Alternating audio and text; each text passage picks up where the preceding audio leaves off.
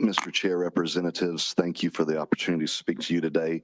My name is Paul McElroy, MC capital E LROY. I am a local pastor in town.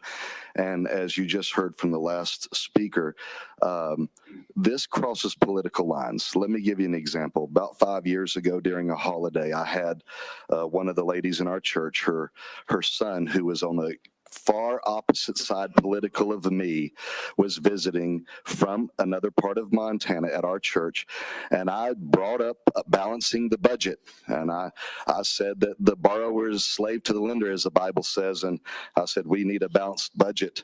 And I found out about a week later that he leaned over to his mom at that time and goes, "I love your pastor." So this crosses political lines, and I want to address the dynamic of convention of states and how we can bring our budget back in order. The bond market is showing great concern about our $2 trillion annual deficit and the $36 trillion national debt. Whether we like it or not, bond traders understand that debt cannot keep growing without a plan to repay it, because they are in the business of getting repaid. When we were here 2 years ago for Convention of States, the U.S. debt was just a little over $31 trillion.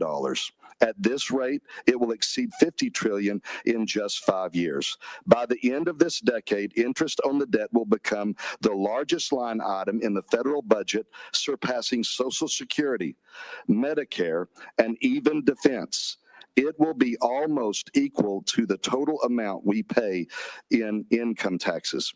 To put it in perspective, 1 trillion is 1,000 billion or a million. This is the one that sinks home with me. 1 trillion seconds is 32,000 years. We are now adding $1 trillion in our debt every 100 days.